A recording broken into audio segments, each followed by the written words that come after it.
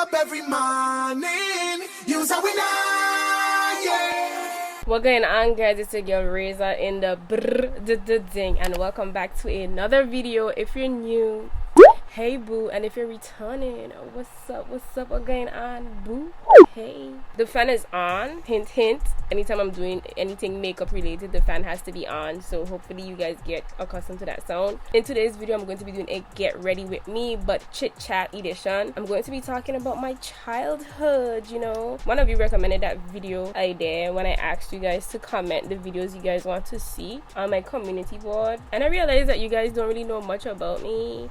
It's not intentional, it's just that confessions, wow, I expressed a lot of my confessions to you guys.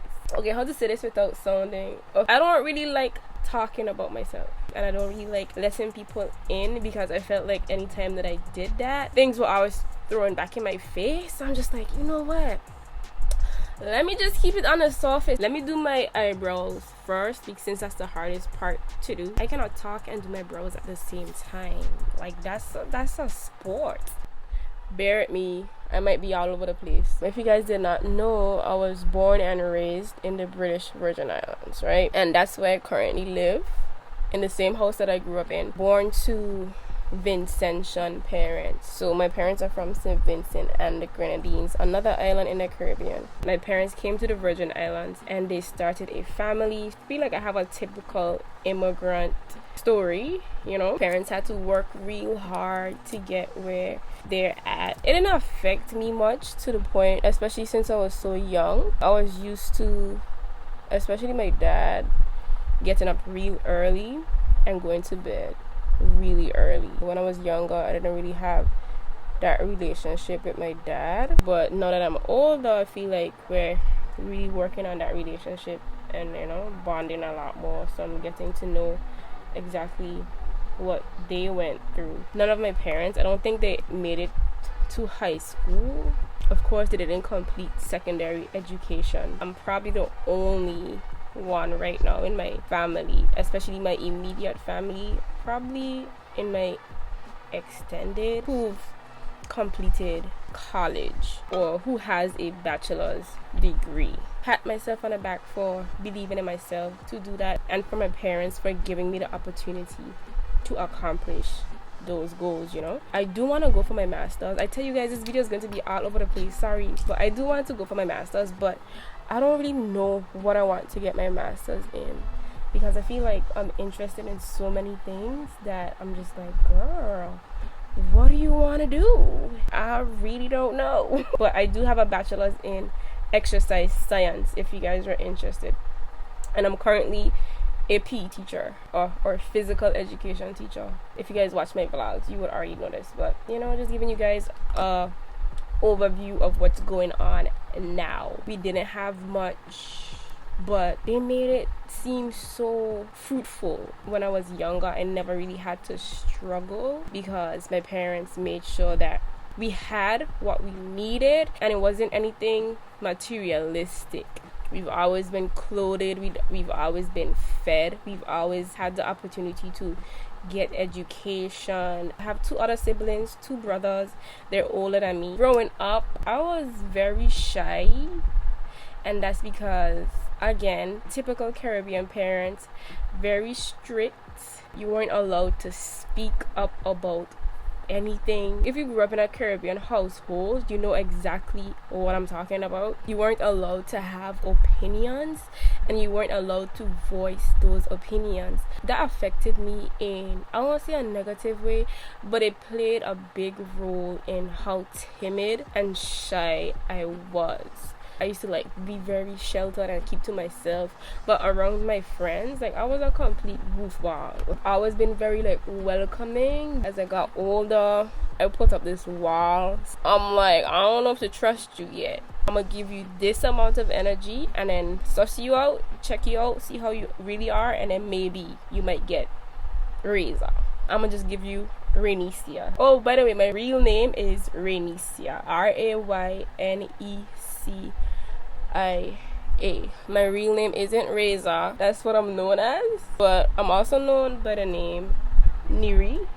That's my nickname that I grew up with, basically. I was very sheltered, very shy, very timid, but I was also, let me not say was, we're speaking about the past. I was very smart. I was a child who would get 1 C plus and the rest would be A's, but my grade point average was so high, I would have the highest grade point average in the class. Of course, if that was a C plus, it was obviously a subject that I just could not mesh with. Y'all, like, science is so hard for me because I'm just like, how the hell, like, this don't make no sense. I have an associate's in architecture, so that's what I really focused on in community college and high school. I wanted to be an architect. I just wasn't really intrigued by it anymore, and I guess that's because I wasn't exposed the way I wanted to. So I was like, like, I don't want to go any further and get even more exposed. And I'm like, oh my gosh, what did I get myself into? I figured out very early that architecture wasn't for me, but that's because I had a background in drawing. So I was very good with art. I won certain art competitions and stuff like that. I feel like I can still draw, but my patience is so thin right now, I can't sit down and draw nothing. But maybe I can. I was also in the choir, loved to sing, still do.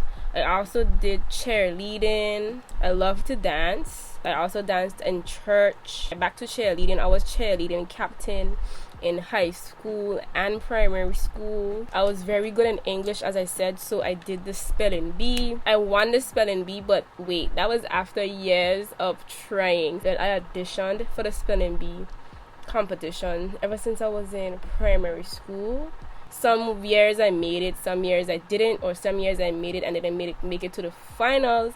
And then when I was in high school, I think I was in Form 3, or Form 4. Yeah, I finally won the spelling bee competition. Awesome. That was one of the best moments in my life, girl. I also ran track. I was a big track star. And I actually wanted to be a professional athlete. That was one of my biggest dreams and goals. But, you know, around my time, if you really wanted to, like, excel in different areas, you had to do it on your own, or you had to travel to the other island to do so. Remember, my parents were very strict, so they weren't going to let any of that happen. So, yeah, guys, it was sad. I still do. I love track and field. So I was mostly doing the short distances, like the 100. Ooh, that 200 was hard for me to do. I loved relays. I also did like shot put, discus, the field events. Like, I just loved track and field. Like, anything about track and field, I was there. And I was also the house captains from time to time. Y'all, like, I was so well-rounded. And that's because I was still trying to figure myself out, you know. You won't really know what you're interested in until you try almost everything. And you're like, okay, I don't like that. Maybe I like this. Okay, I don't really like that. Then that was my intention at a very young age. Let me try all these things out and do my best at it. And usually my best was one of the best. So I can tell that exact feeling when something isn't for me anymore, or if it's too much to do. I was also in the school band. I played the clarinet, and later on I would try out the trumpet. Went away to college and I didn't continue with the band. I still have my clarinet, by the way. One day I feel like I'm gonna start playing it again. I have to reteach myself how to play it. So it's like I'm pretty well rounded.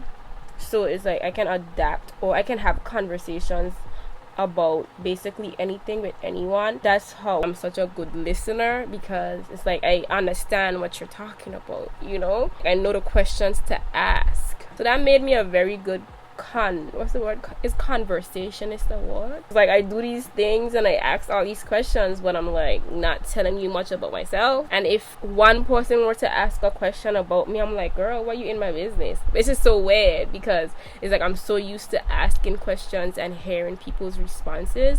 When you ask me something about myself, I'm just like, what? So that's something I had to work on. When I was younger, I was a tomboy, so I dressed like a boy. You know, I always had on basketball shorts with a big t-shirt. My hair used to look put together, because from a very young age I had to learn how to do my own hair because my mom wasn't into wearing nails or like going to the hairdresser every week. Well, I can count on my fingers. I've probably had my hair professionally braided like one time. Where I grew up, you know, people do that from a very young age. You see girls having braids in their hair. I never experienced that because that's not what I grew up around. Even when it came to like shaving certain parts of my body, it's shunned upon. So I wasn't the most feminine, but I knew how to dress. I started experimenting with dressing in my early teenage years, but I still was very boyish. I still have some boyish tendencies. Being more feminine is my own journey. I don't have people around me to like mirror or mimic. So that's where YouTube came in handy. You start seeing all these ladies doing all these things and you're just like, oh my gosh, like I want to do that, or I can do that, or I can try that. I was also overweight the majority of my childhood. That's because I love to eat, especially cooked food. I was never really into junk food.